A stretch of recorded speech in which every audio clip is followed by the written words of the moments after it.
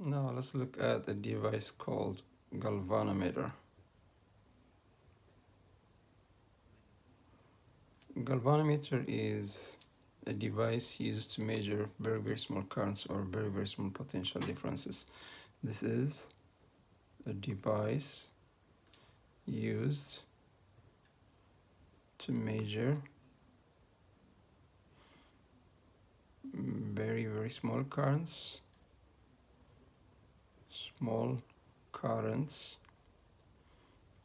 or potential differences.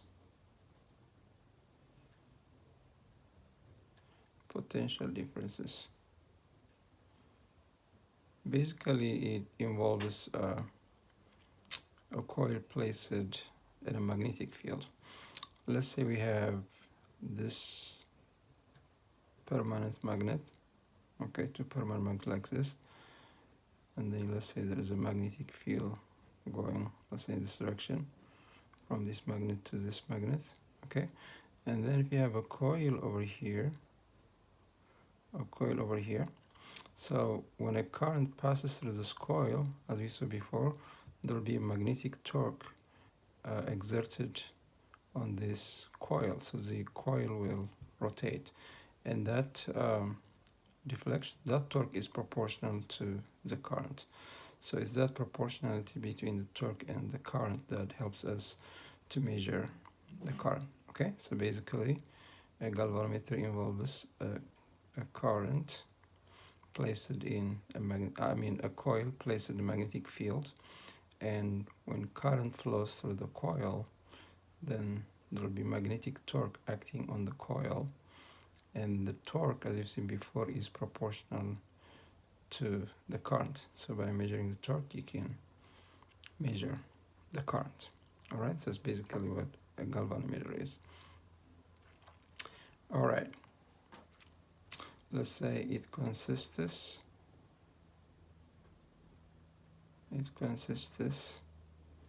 of a coil placed in a magnetic field.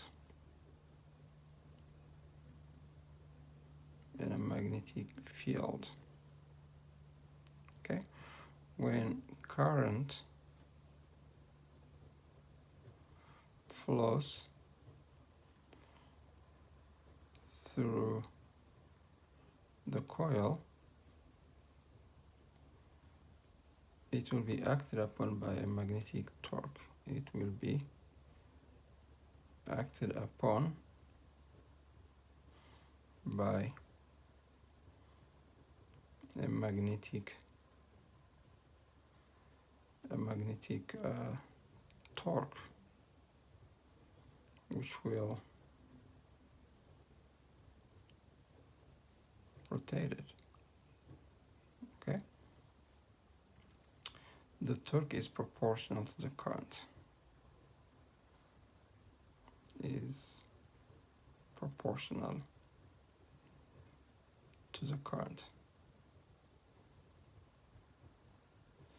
So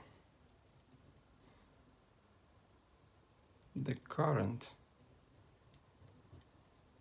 can be measured by measuring the torque.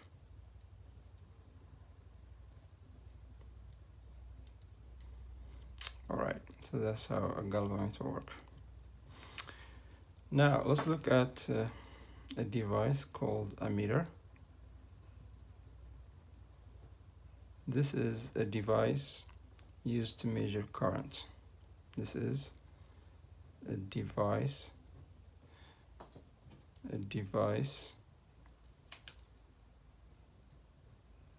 used to measure current.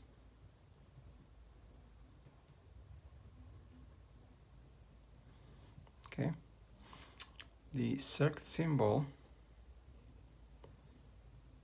for this device is this one, and an ammeter is connected in a circuit in series. An ammeter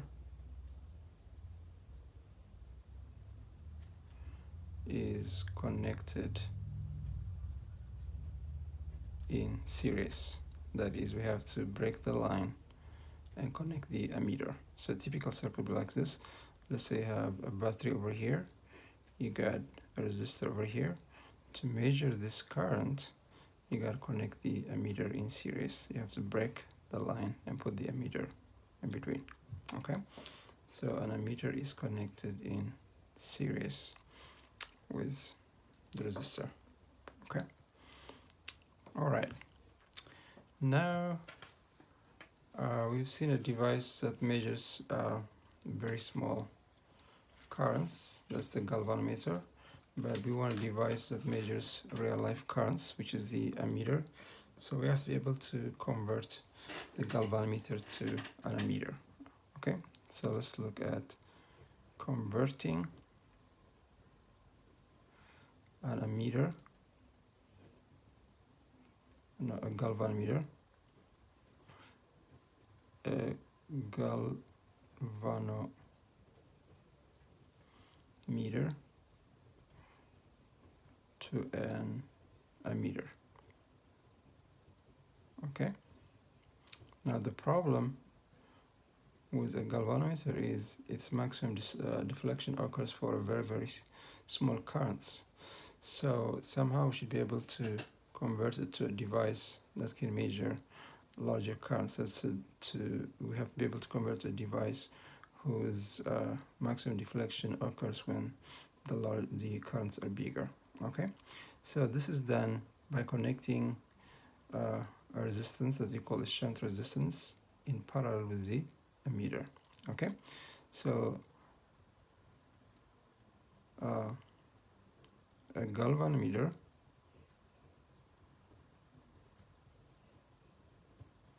can be converted to an ammeter by connecting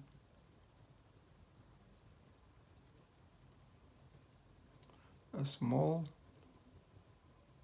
shunt resistance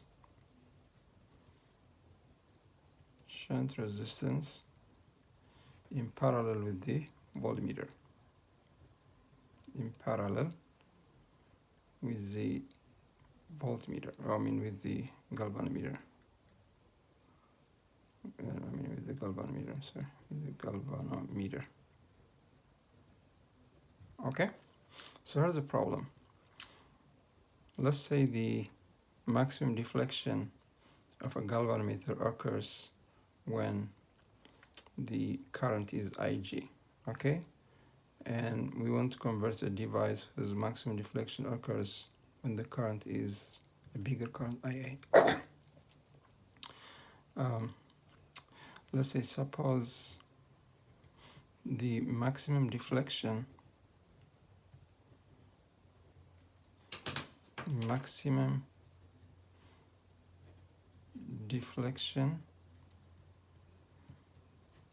of a galvanometer occurs when the current is Ig. That's a very small current, Ig. Current Ig.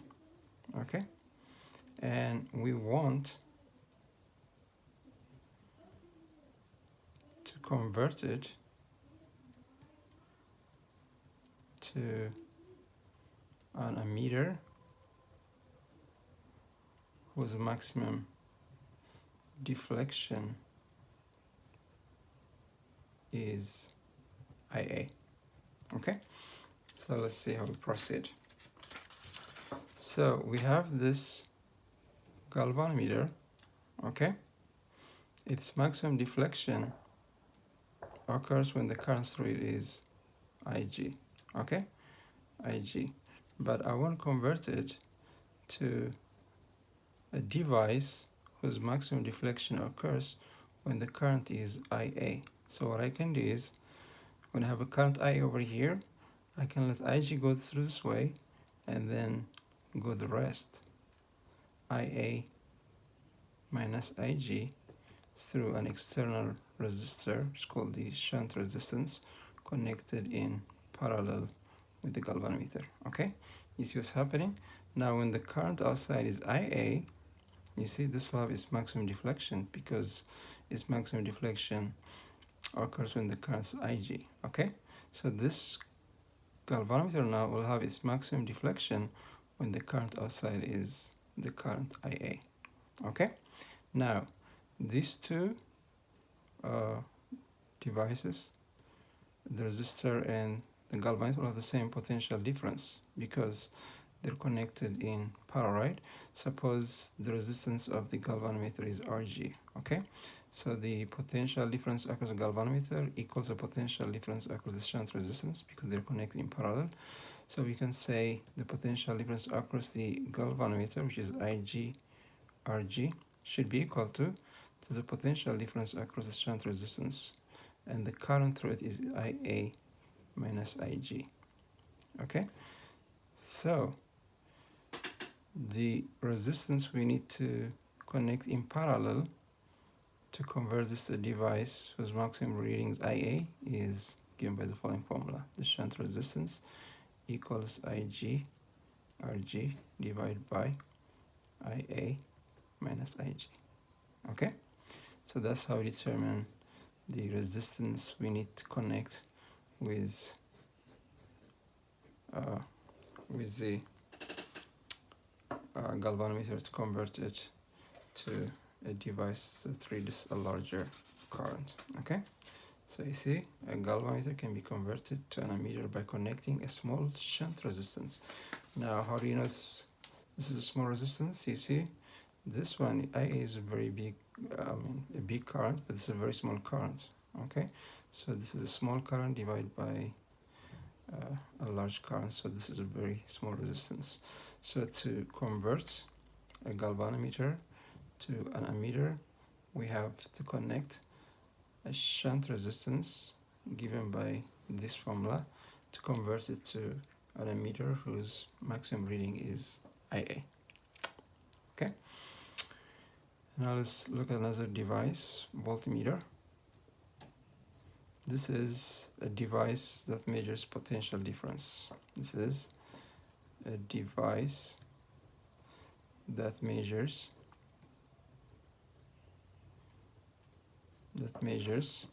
potential difference. Potential difference. Okay, its circuit symbol, it is circuit symbol is the following: circle V, like this is a circuit symbol of a voltmeter.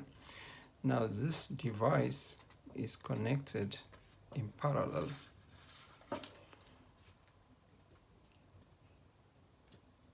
Connected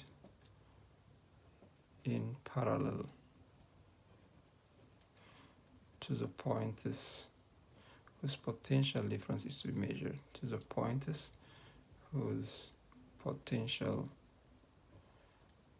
difference is to be measured.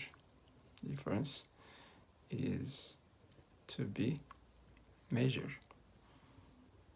Okay, a typical circuit like this, let's say we have a source over here, and let's say we have a resistor over here. Okay, we got a current flow over here. If I want to measure the potential difference between these 2 points, then I connect the voltmeter like this. Okay, so a voltmeter is connected in parallel while an ammeter is connected in series. Now let's see how we can convert a galvanometer to a voltmeter. Converting a galvanometer to a voltmeter.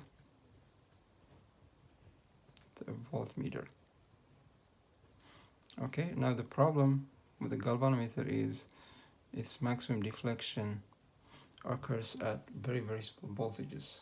So we want to convert a device whose maximum deflection occurs when the voltage is a real life potential difference, larger potential difference. Okay, so that can be done by connecting a large resistance, what we call shunt, in series with the galvanometer. So a galvanometer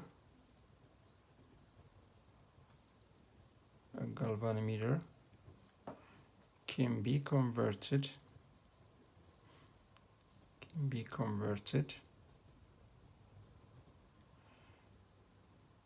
to a voltmeter by connecting a large shunt resistance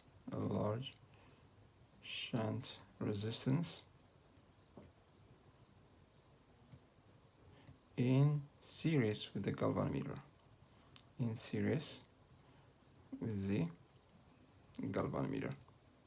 Okay,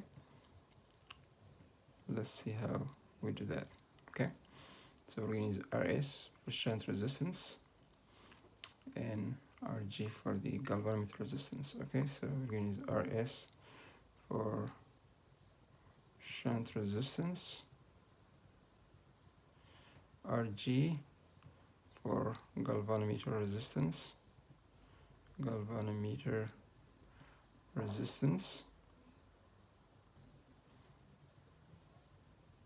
okay, and let VG be maximum deflection voltage of a current, maximum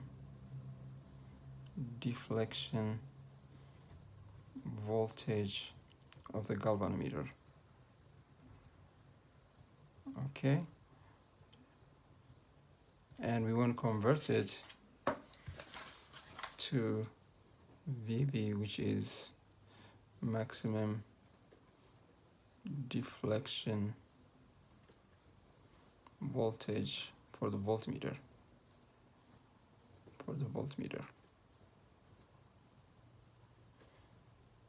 Okay, so here's the problem. We have a galvanometer whose maximum deflection occurs when the potential difference is this one, Vg. Okay, we want to make sure its potential difference occurs when the potential difference outside is much bigger than that. Okay, so what we can do is we can connect a shunt resistance over here. Let's call this RS.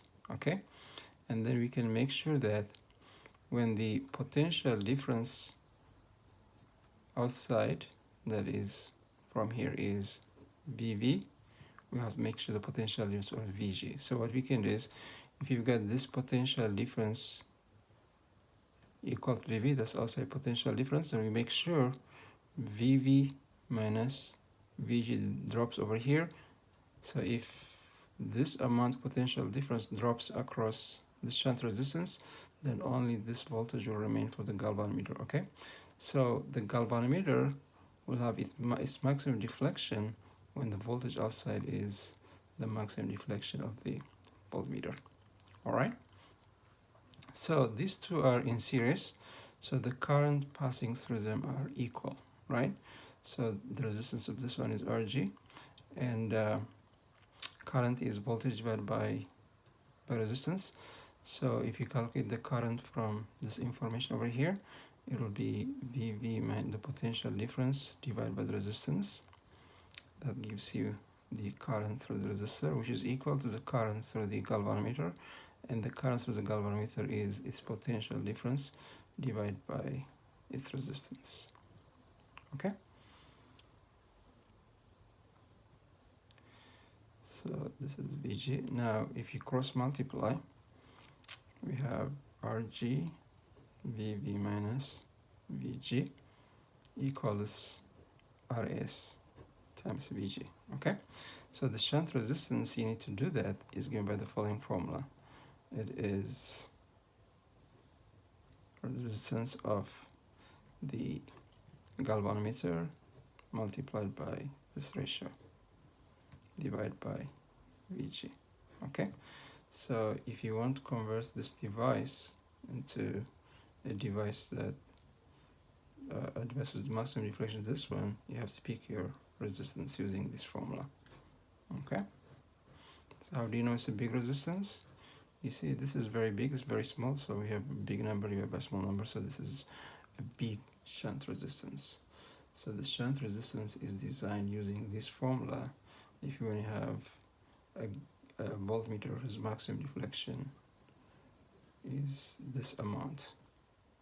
Okay, if you put the shunt resistance over here, this device will have its maximum deflection when the voltage offset is this one. All right. Now we're going to look at one of the important laws in electricity and magnetism. It's called Ampere's law. Ampere's law. Okay. This is a mathematical law. So for this law, you take an arbitrary path in a place where there is a magnetic field. Okay, you take an arbitrary path like this, and then you divide this in small parts. Okay, so you take one part. You're going to do this for all the paths. This is just an abstract path. It's not a loop. It's not. There's nothing here. It's just a path. Okay. So for each path element, what it is, you take the magnetic field. Let's say it's a magnetic field over here, and then you take its component parallel to the path element over here, and then you multiply it by the path element. Okay. So this is B parallel times delta S. You do that for every path over here. You add them up over the closed loop. This law says that is proportional to the current crossing this path. Okay, so you do this for every path over here. The magnetic field, take the component parallel to this one, you multiply by this one. You do that for all the paths over here. You add them together. This law says that added over this closed path is proportional to the current. So this law says if you do this, B parallel times delta S over a closed path, any path, that's proportional to the current crossing the loop. Okay, not current over here, current crossing the loop. It could be going down like this, coming out and so on. Not the current in this. This is just a path. So this says if you do this, then that's proportional to the current crossing the loop. Actually, the constant proportionality is the magnetic permeability mu naught. So you've got the following formula. If you do that for any path, for any closed path, that is equal to mu naught times the current. Okay?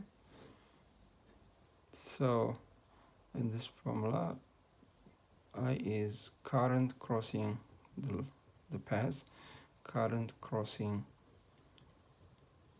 the closed path,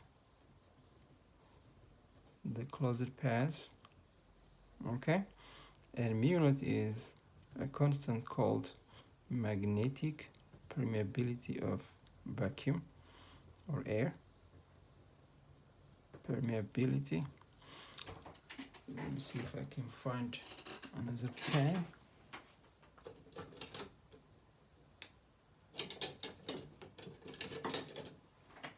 Okay, so it's called magnetic permeability, and its value is 4 pi times 10 to the power of negative 7.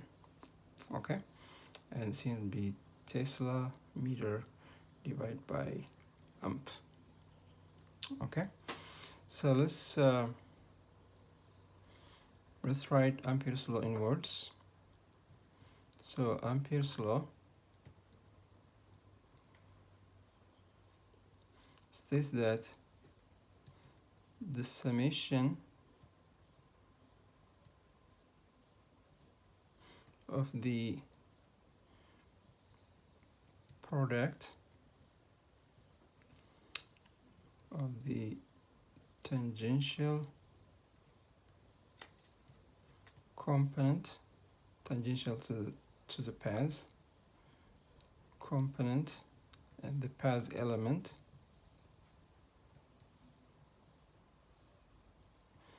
over a closed path,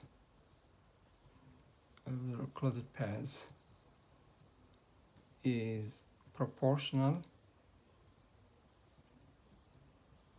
to the current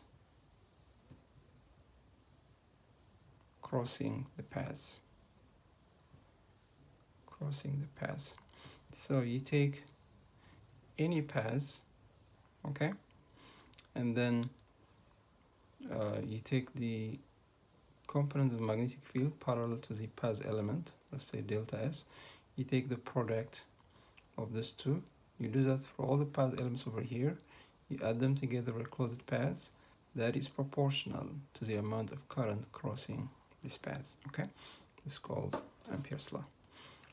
All right, so this law is used to get expressions for the magnetic field of symmetric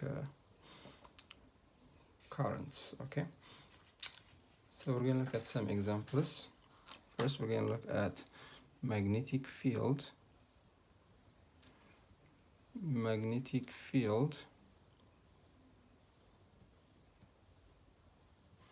due to an infinitely long straight current carrying wire. Current carrying wire. Okay, we assume its length to be infinite for the sake of symmetry. Okay, so what we have is we have a wire over here, a current carrying wire. Okay, so it extends to infinity over here like this, and we want to find an expression for the magnetic field at any point. Let's say a distance of r perpendicular over here. Let's say this distance from here to here is r perpendicular. Okay, let's say this distance r perpendicular. We're going to find magnetic field as this point. All right, first we're going to make use of symmetry. Conclusions from symmetry. Conclusions from symmetry. Okay, one conclusion we can make is, all the points on a circular path concentric with the wire are subject to the same conditions, so they should have the same magnetic field strength, okay, because they're subject to the same conditions, okay? So the magnetic field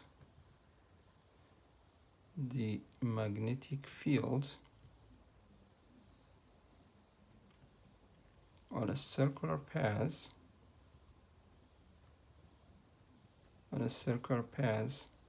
concentric with the wire is a constant. You see, because all the points are subjected to the same conditions. You take a circle concentric with the wire, let's say this is a wire, that's what you mean, concentric with the wire, they're all subjected to the same conditions, and so we expect the magnetic field to be the same at all such points, okay?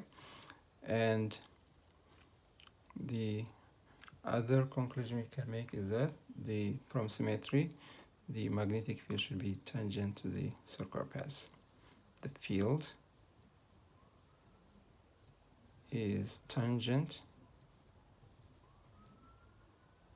to the circular path. That's also a symmetry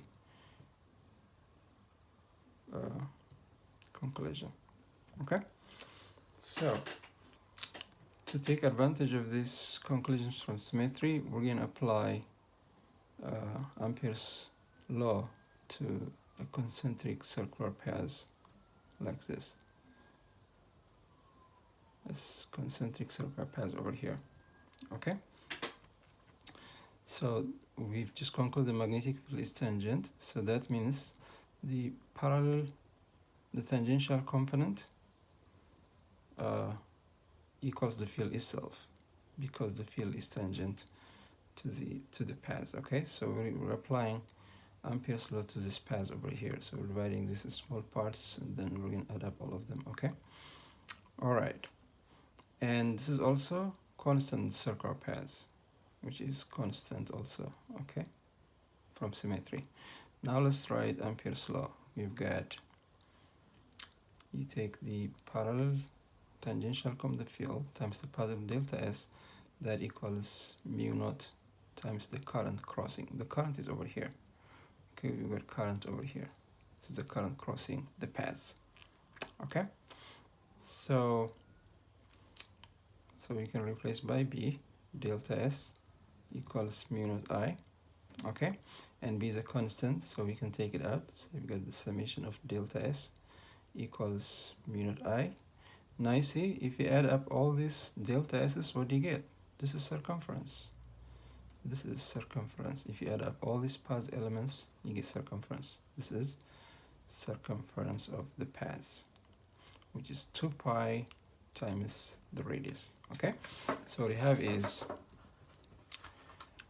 the magnetic field B times 2 pi r perpendicular equals mu naught I. Okay, so we get a formula for the magnetic field at a perpendicular distance r perpendicular. Okay, so you get this formula. So that's how you calculate the magnetic field at a point, a perpendicular distance r perpendicular from the wire. Okay, so it's the current in the wire, and this is the perpendicular distance between the wire and the point. All right, now we're going to look at the direction. From symmetry we conclude that this should be tangent to the circle. Okay, but there are two possible directions. It could be clockwise or counterclockwise.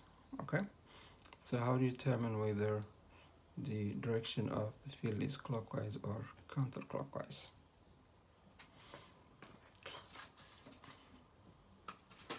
So to distinguish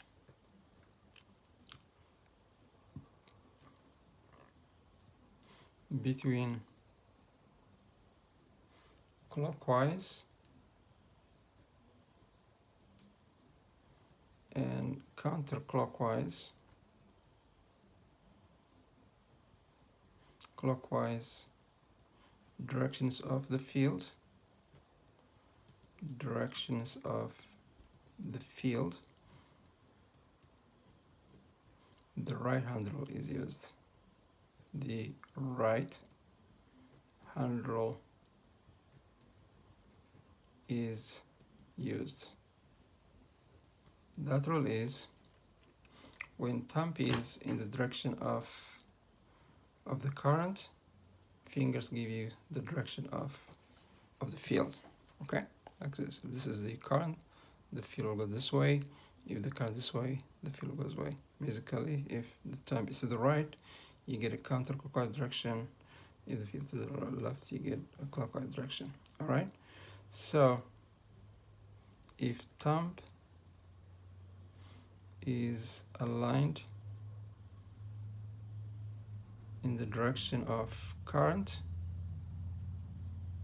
in the direction of current, then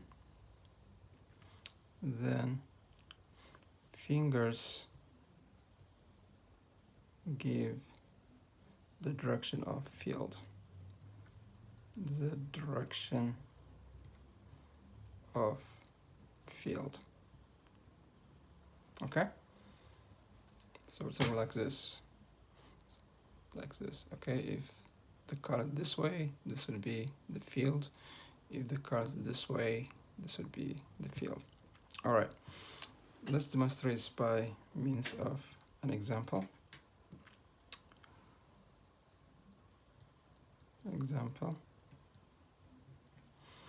So let's say we have this wire over here.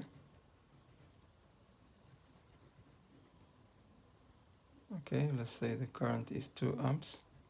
Okay, and we want to calculate the magnetic field at this point. Let's say it's point A, and this one is maybe point B. Okay, let's say they're both at a distance of 2 meters. All right, distance 2 meters. All right, All right, so first let's say determine the magnetic direction of the field at point A. So A, determine the magnitude and direction of the magnetic field at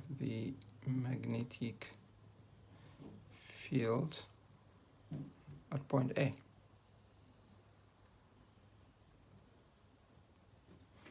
Okay, so first let's do magnitude.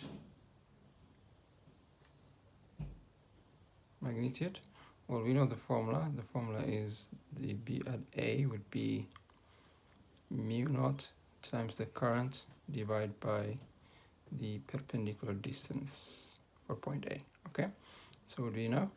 The current is 2 amps, the distance is 2 meters. Okay, that's all we need. So the magnetic field at point A is mu naught, which is 4 pi times 10 to the power of -7. The current is 2, and then we have 2 pi, and the distance is 2.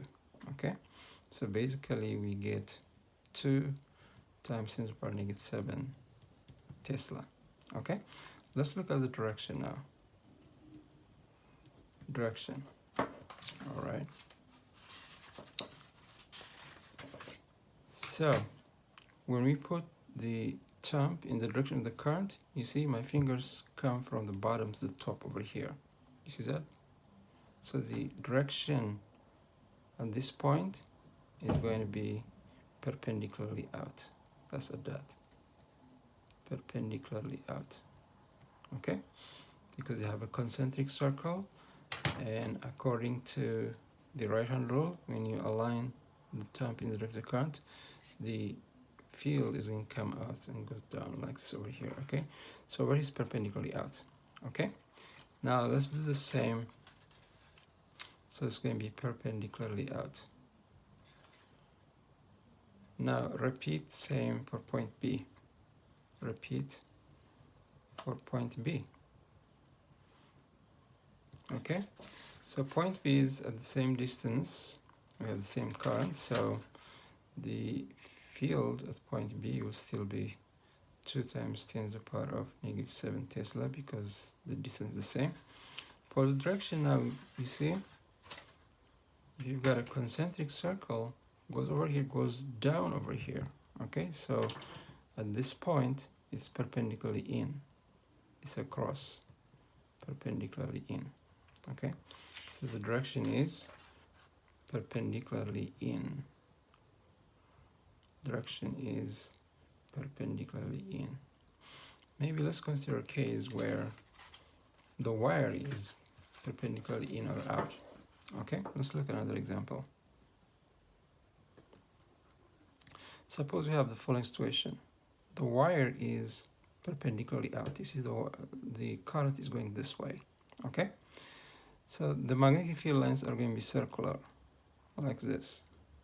The magnetic field lines are going to be circular, like this. Okay, so now if you put thumb in the direction of the current like this, the arrow goes this way. Okay, so that means is at this point the direction is west, at this point the direction is south, at this point the direction is east, at this point the direction is north. How about if the current was across or perpendicularly into? Okay, so the current now is going down, and the magnetic field lines are circular, like this. The magnetic field lines are circular. Now, you see, if you put your finger in the direction of the current, the arrows go in a clockwise direction. So this is the direction of the field. What it means is, over here, the direction is south. Over here, the direction is west. Over here, the direction is north. over here the direction is east. Okay, so from the right hand rule and from the fact that the field is tangent to the circular path, you can determine the direction of the magnetic field. Okay, next we're going to look at magnetic force per unit length. Magnetic force per unit length between two parallel infinitely long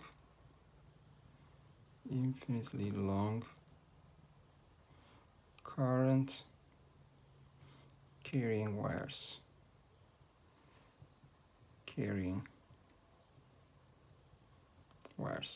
Okay,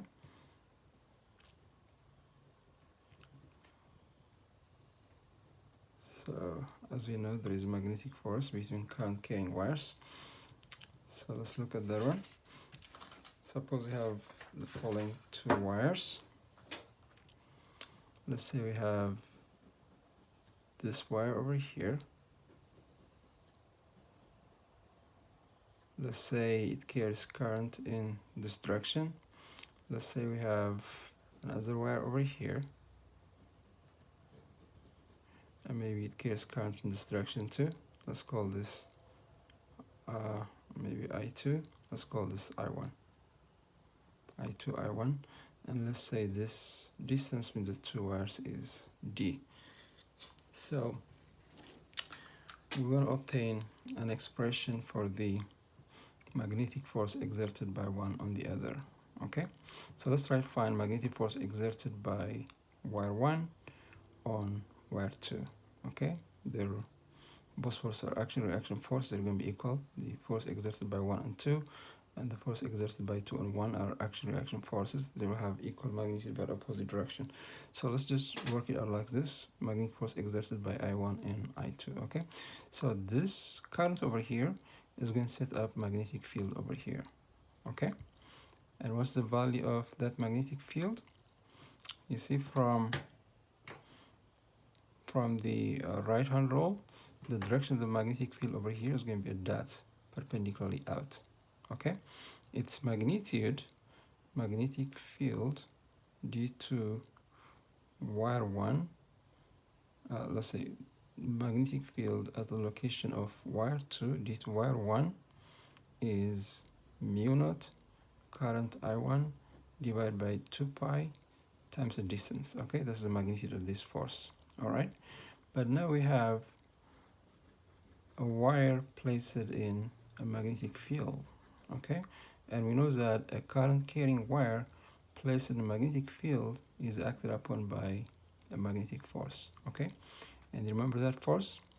So the force exerted on 2 by 1 is equal to the current on I2 times the length times the magnetic field is now the magnetic field produced by this current, which is 2, 1.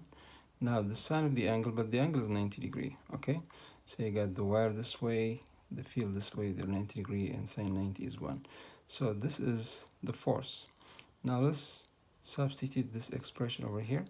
So we got, this is I2L, and then you've got mu naught I1 divided by 2 pi d. This is the magnetic field by this wire on this one.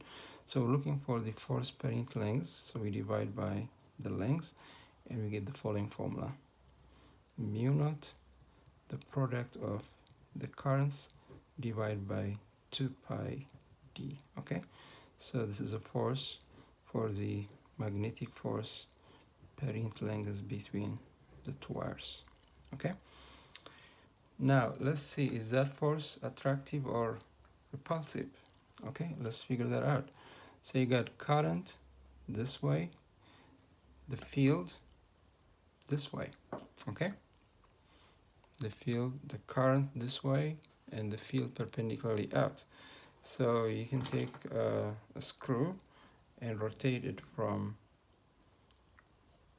the current towards the field that is counterclockwise. So the screw goes out, so it is towards the wire, so the force is attractive, you see. So this is the direction of the force exerted on 2 by 1. Now you see this wire is exerting force on this one, they're action reaction forces, right? So you've got this wire also exert the same force on this wire, and so these two forces are action reaction forces. Okay, so we see that when the two currents have the same direction, the force is attractive. Okay, if this current was going the other direction, obviously the force would be repulsive. Okay, direction.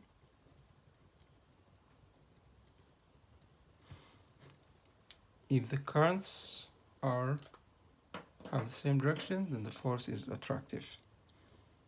If the currents have the same direction,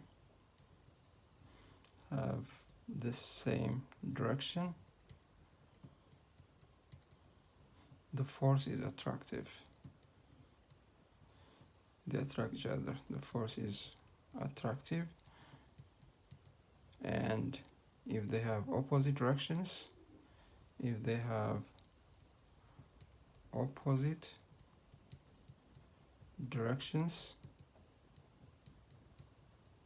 the force is repulsive. The force is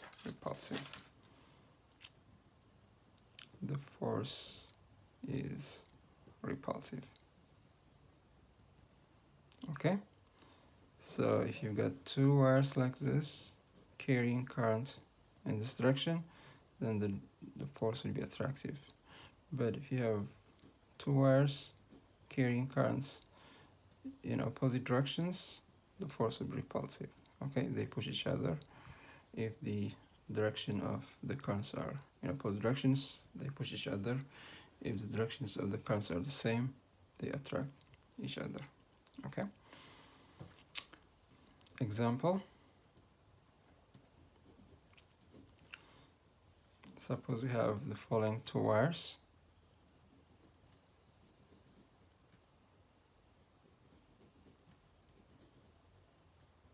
Let's say this is carrying a current of 2 amps. Let's say this is carrying a current of 4 amps this way. Let's say this distance over here is maybe 0.5 meters. Okay, so let's say this is wire 1. Let's say this is wire 1 and this is wire 2. Okay, the question is determine the magnitude and direction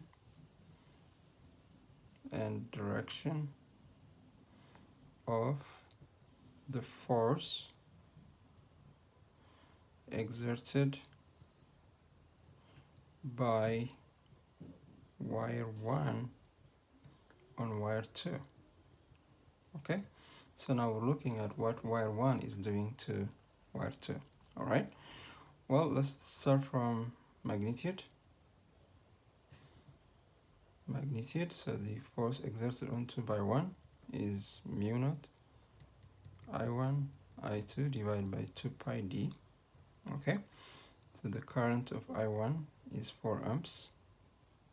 The current of I2 is 2 amps. And distance separating them is 0.5 meters. Okay, so you just plug it in. So the no, this is force, I'm sorry.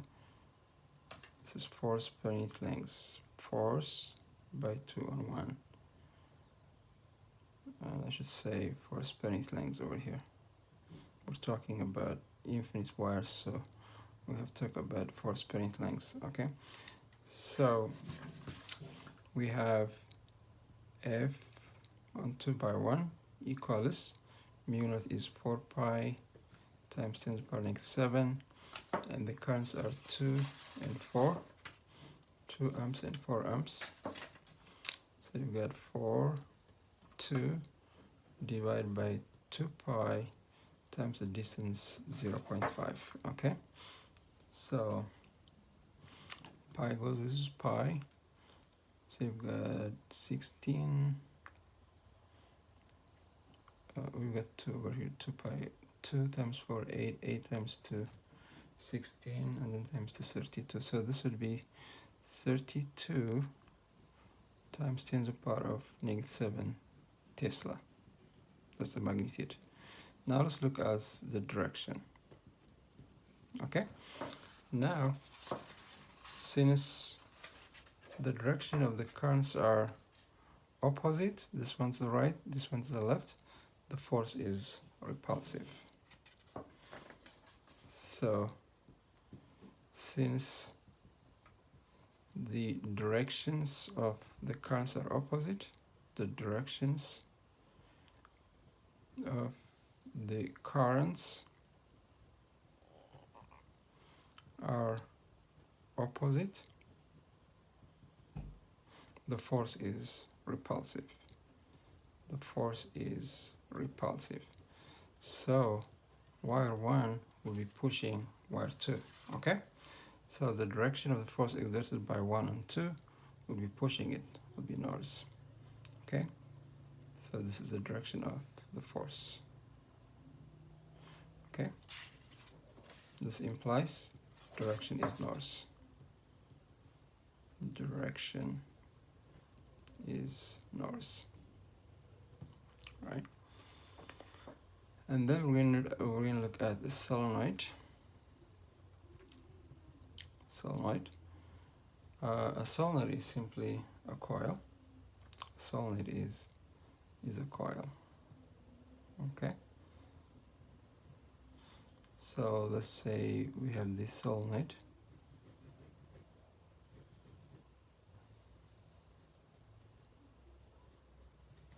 And then let's say we have a coil like this, and so on. So we have, let's say, a source for a current.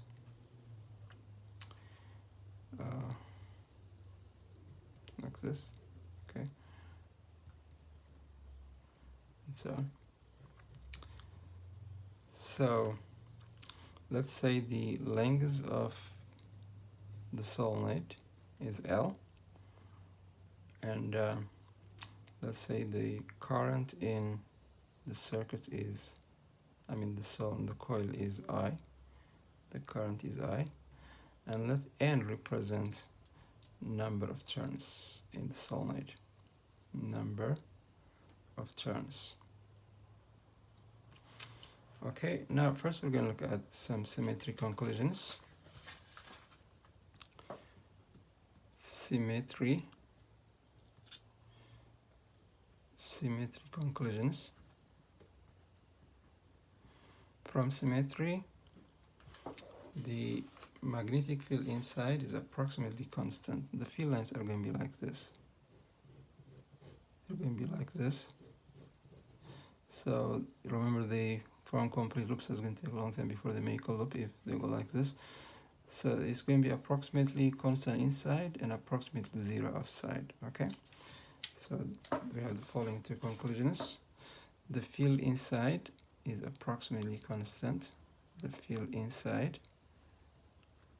is approximately constant,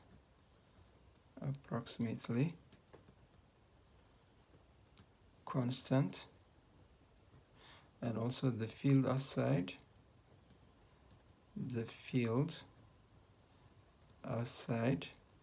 is approximately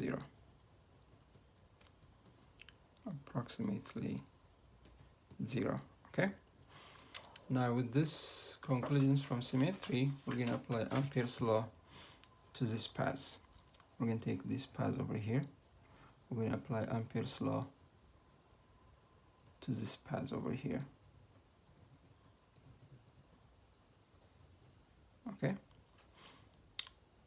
maybe let me give this names. Let's say A, B, CD. Okay, so let's say the field is also B. Okay, let's say the field is B over here. All right, so let's write Ampere's law. Ampere's law says the summation of B delta S equals mu naught I current. I should say total because we have N turns over here. All right. Okay, so I can divide this into the summation on AB plus the summation on the paths BC plus the summation on the paths CD plus the summation on the paths DA. Okay, and then we've got B times delta S. All right, now look, on this path is outside, the field is 0, so the contribution to Ampere's law from this path would be 0. Okay, so BC gives us 0. This is 0. Okay, what else? You see on this path, on path AB, the field is this way, but the path is this way. So this field does not have a tangential component in this direction. So its tangential component is 0. Because of that, both AB and CD are 0 because the path is perpendicular to the paths. Okay, so we have AB is 0 and CD is also 0. Okay, so we have the following. This is our closed path. Now that B delta S on the closed path simply equals to the summation on dA. Okay, B times delta S. All right, and B is a constant from one of the symmetric conclusions, so this equals B times delta S. Okay, so this one over here is the length of this one, which is the length of the solenoid. Okay, so this one over here, this is dA, is the length of the solenoid. Okay, so we have this whole thing is simply magnetic field times the length of the solenoid. Okay, so we've got magnetic field times the length of the solenoid equals mu naught. Now I total is number of turns times the current, because this path over here is being crossed n times. You see this path over here is being crossed n times, so you got to multiply by the current by n, the number of turns. Okay, so you've got n I over here, and so we have a formula for the magnetic field. The magnetic field is mu naught number of turns current divided by the length of the solenoid. Okay, so that's how you calculate the magnetic field inside the solenoid. Okay,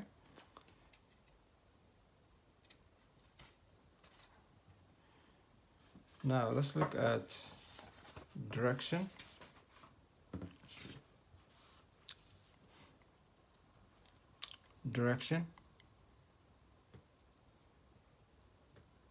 Okay, the direction of the field is related with the direction of the current by the right hand rule. Okay, direction of field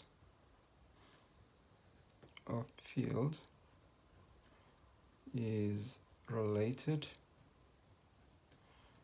with the direction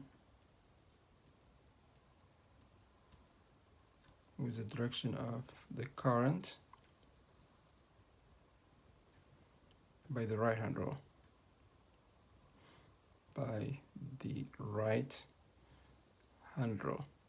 Okay, that is when fingers are wrapped in the direction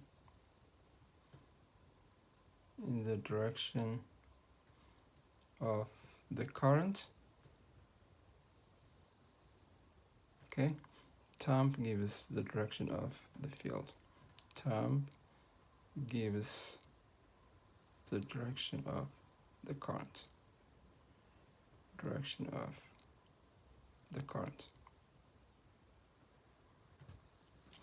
Okay, so what this means is, let's say we have the following solenoid. Let's say these are the coils over here. Okay, and so on. Now, let's say the current is going this way. Okay? And the field is like this. It's almost straight line inside. It's uniform, like this. So we're trying to find out if the field going this way or this way. Okay? That's where the right hand rule comes. So we wrap our fingers in the direction of the current, and then you see thumb pointers to the left. So in this case, the direction of the field is to the right. Okay? How about it was the other way around? Let's say I have this solenoid over here.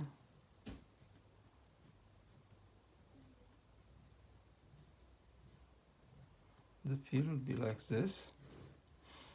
And if the current is going this way, okay, then you wrap up your fingers like this, and the field will go this way.